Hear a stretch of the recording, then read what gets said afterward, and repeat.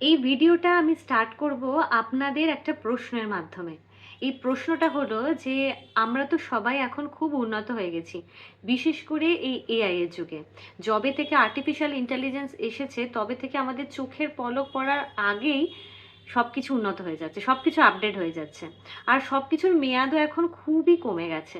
একটা mobile phone, তার মেয়াদও 1 বছর 1.5 বছরের বেশি যায় না। কোনো কিছুরই মেয়াদই 1-1.5 বছরের বেশি যায় না।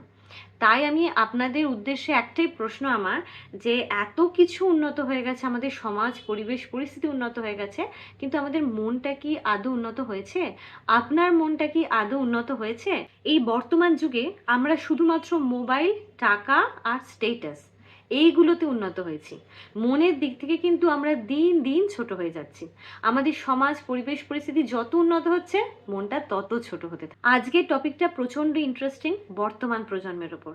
আমরা চটজলদি রেগে যাচ্ছি, আমাদের সম্পর্কগুলো খুব দ্রুত ভেঙে যাচ্ছে, আমরা একে অপরের সাথে প্রচণ্ড তুলনা টানছি, আর সারা দিন স্ট্রেস নিয়ে ডিপ্রেশন হয়ে ঘরের মধ্যে বসে রয়েছে। আশা করছি ভিডিওটা আপনারা শেষ পর্যন্ত দেখবেন এবং আজকের আলোচনা একটু হলেও হয়তো আপনার চিন্তা ভাবনাকে বদলে দেবে। ফার্স্ট পয়েন্ট যেটা খুব ইন্টারেস্টিং এবং খুব ইম্পর্টেন্ট, সেটা হলো এখন আমাদের সমাজ পরিবেশ পরিস্থিতি হলো ধৈর্য হারানোর সময়। অপেক্ষার যুগ তো চলেই গেছে, এখন তো অপেক্ষা করতে আমরা প্রায় ভুলেই গেছি। আমাদের সমস্ত কিছু ইনস্ট্যান্ট চাই, ইনস্ট্যান্ট ফুড চাই, ইনস্ট্যান্ট ওয়াইফাই চাই, ইনস্ট্যান্ট রেজাল্ট চাই। কিন্তু আমাদের জীবন, আমরা জীবনের সাথে যদি ইনস্ট্যান্ট ইনস্ট্যান্ট খেলতে খেলতে আমাদের জীবনটা যে ইনস্ট্যান্টলি আমাদের কতটা ডিপ্রেশনে ঢুকিয়ে দিয়েছে, সেটা কিন্তু আমরা সবাই মোটামুটি বুঝতেই পারছি। আমরা এখন অপেক্ষা করতে ভুলে গেছি। মানুষের সম্পর্ক এখন প্রচণ্ড প্রয়োজন ভিত্তিক হয়ে গেছে। প্রয়োজন ছাড়া মানুষ একটা সেকেন্ডের জন্য আপনাকে টাইম দেবে না। এখন আগেকার দিনে সম্পর্ক ছিল হৃদয়ের সম্পর্ক, ভালোবাসার সম্পর্ক। এখন সম্পর্ক প্রয়োজনের সম্পর্ক। যতদিন প্রয়োজন রয়েছে ততদিন ব্যবহার করা যায়, যেই সুবিধা শেষ, কাজ শেষ, ভালোবাসা শেষ।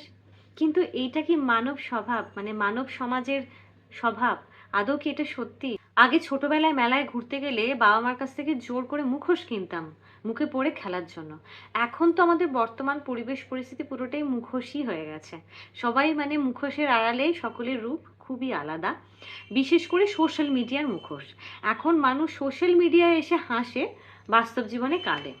হ্যাঁ, তো এখন সোশ্যাল মিডিয়ায় যেটা দেখানো হয় আর তার বাস্তব জীবনটা কিন্তু একদম অপোজিট। তো আমরা সোশ্যাল মিডিয়া তো প্রচুর ফলো করি, আমাদের দিনে 24 ঘন্টার মধ্যে বোধহয় 23.5 ঘন্টা সোশ্যাল মিডিয়ার পেছনেই চলে যায়। তো ভিডিও স্ক্রল করা, দেখা, তো ভালো কথা, ভালো জিনিস আলাদা ব্যাপার। তো আমরা যখন ভিডিও দেখতে থাকি তখন আমরা দেখি দেখি যেটা, সেটা আমাদের ব্রেনের মধ্যে ঢুকে যায় এবং আনকনসিয়াস মাইন্ড আমাদের বলতে থাকে, আনকনসিয়াস মাইন্ড আমরা নিজেরাই নিজেদের সাথে তুলনা করতে থাকি এবং ভাবতে থাকি যে ওর এত রয়েছে, আমার কেন নেই? ও এটা করতে পারলো, আমি কেন পারলাম না? আমি তার মানে পিছিয়ে গেলাম, ও অনেকটা এগিয়ে গেল। তো এর ফলে আমাদের একটা ডিপ্রেশন স্টার্ট হয়ে যায়। আমরা কোনো কিছু করার চেষ্টা করি, করতে পারি না। কিন্তু এর পেছনে যে সত্যি বাস্তবটা রয়েছে তা সেটা হলো যে আমরা আদৌ কোনো কিছু করার চেষ্টা করি না। আমরা জাস্ট দেখি আর কম্পেয়ার করি, দেখি কম্পেয়ার করি, দেখি কম্পেয়ার করি। ব্রেনের মধ্যে এই লুপটাই আমাদের ঘুরতে থাকে। এর বাইরে যে আদৌ কিছু করার জন্য যে কিছু চেষ্টা করার প্রয়োজন, সেটা আমরা ভুলে গেছি। এখনকার সমাজে সহানুভূতি এই শব্দটা প্রায় হারিয়ে গেছে। আর কিছুদিন বাদে বাচ্চাদের ডিকশনারি থেকে খুলেই সহানুভূতি শব্দটা কি সেটা বোঝাতে হবে। তো এখন যদি কেউ খুব গরিব, কেউ কষ্ট পায়, তখন আমরা ভিডিও বানাই, কারণ সেটাকে দেখি আমরা ভাইরাল হব। আর কেউ যদি রাস্তাঘাটে পড়ে যায় তখন আমরা হাসি। তো আগেকার দিনে তো বাড়ির পাশে যারা থাকতো তাদেরকে প্রতিবেশী বলা হয়। তো প্রতিবেশী মানে আমরা জানতাম পরিবার। তো এখন কিন্তু ফ্ল্যাট কালচার, এবং এখন বাড়ির পাশে কে থাকে না থাকে সেটাও পর্যন্ত আমরা জানি না। তো সহানুভূতি জিনিসটা আমাদের মধ্যে আর মোটামুটি নেই। থেকে বড় বিষয়, এখন মানুষের একটা জিনিস খুব আছে, সেটা হচ্ছে যে টাকার পেছনে দৌড়নো।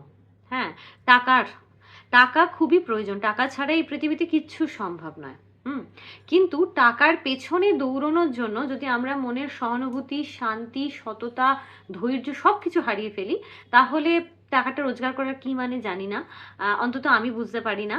আর টাকা রোজগার করতে গিয়ে আমি দেখেছি যে অনেকের ব্যাংক ব্যালেন্স ভীষণ বেড়ে যাচ্ছে। বিশেষ করে আজকালকার দিনে ব্যাংক ব্যালেন্স বেড়ে যাচ্ছে, কিন্তু মনের ব্যালেন্স ধীরে ধীরে কমে যাচ্ছে। এখন মানুষ কিন্তু সত্যিকারের নিজের যে সত্তা সেটা কিন্তু প্রায় হারিয়েই ফেলেছে। আজকালকার দিনে মানুষ অন্যকে ইমপ্রেস করতে অলওয়েজ বিজি থাকে, কিন্তু নিজেকে যে ইমপ্রুভ করার প্রয়োজন আছে সেটার পেছনে আমাদের কোনো টাইম নেই। আমরা সবসময়তে ফিল্টার লাগিয়ে ফটো তুলি, যাতে আমাদের দেখতে বেশ একটু সুন্দর সুন্দর লাগবে, একটু ফর্সা টর্সা লাগবে, লোকে দেখে একটু ভালো ভালো কথা বলবে। কিন্তু আমাদের ক্যারেক্টারের ফিল্টার সেটা তো আমরা লাগাই না, আমাদের স্বভাবের ফিল্টার সেটা কিন্তু আমরা কখনোই লাগাই না। মানুষের মন এখন খুব সহজেই ভেঙে পড়ে, খুব অল্প ব্যর্থতাতেই মানুষ নিজেকে ধরে নেয় যে আমি শেষ। একটা ছোট্ট খারাপ রেজাল্ট, একটা ছোট্ট রিলেশনের ব্রেকআপ, একটা ছোট্ট বাজে কমেন্ট, ব্যাস মানুষ এত ভেঙে পড়ে যে ভাবে যে তার সব শেষ হয়ে গেল। কিন্তু ব্যর্থতা কিন্তু কখনো আমাদের শেষ করে না। আমার মনে হয় ব্যর্থতা একটা ধাপ, যেটার মাধ্যমে আমাদের আবার নতুনভাবে দাঁড়িয়ে ওঠার কোনো না কোনো একটা শক্তি মনের মধ্যে তৈরি হয়।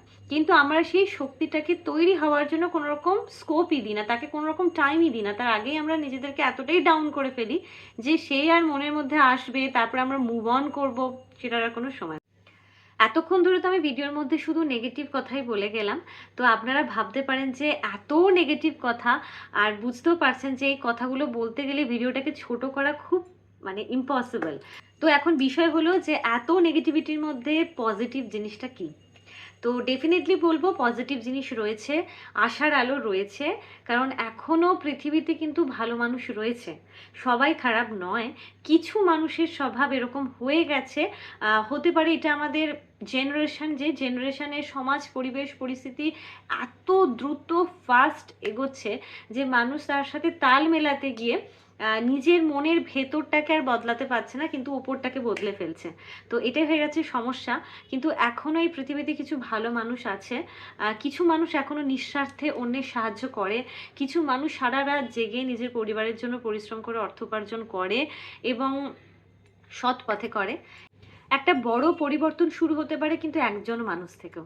সেটা আপনিও যদি হন একজন মানুষ, সেটা কিন্তু একটা বিশাল বড় ব্যাপার। একজন মানুষ পরিবর্তন হলেও কিন্তু অনেকগুলো মানুষ পরিবর্তন হওয়ার কিন্তু একটা আশা দেখা যায়। এখন বিষয় হচ্ছে যে আমরা কিভাবে বদলাতে পারি। ডেফিনেটলি অনেকগুলো পথ রয়েছে যেগুলো কিন্তু আমরা যদি মেনে চলি, আমাদের এই সমাজ পরিবেশ পরিস্থিতি এগোতে পারে এবং বদলাতে পারে। এখন বিষয়টা হচ্ছে যে আমাদের কিন্তু স্বভাব খারাপ না, আমাদের অভ্যেসগুলো খারাপ। সেগুলোকে ফার্স্ট আগে বদলানো উচিত। ফার্স্ট আমি বলবো যে ধৈর্য ধরুন, অপেক্ষা করুন। 2 বলবো যে সহানুভূতিশীল হন। 3 কৃতজ্ঞতা দিন, অন্যের প্রতি কৃতজ্ঞতা দেখানো শিখুন, অন্যকে শিখতে সাহায্য করুন, শেখান। 4 হলো যে নিজের প্রতি নিজে সৎ থাকুন। এবং 5 নম্বর ভেরি ইম্পর্টেন্ট, যে তুলনা করা বন্ধ করুন।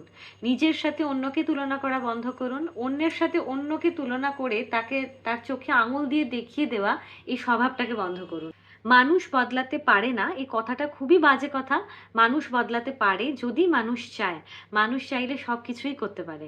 তো আমি জানি যে আজকের এই ভিডিওটার মধ্যে আমি যে যে কথাগুলো বললাম, আপনাদের হয়তো মনে হতে পারে যে কথাগুলো বলা খুব সহজ কিন্তু কাজে করা খুব ডিফিকাল্ট।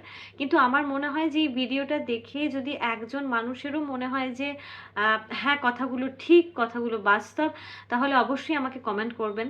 আর ডেফিনেটলি একজন মানুষও যদি বদলায়, তো আশা রাখা যায় যে বাকি 10টা মানুষও বদলাবে।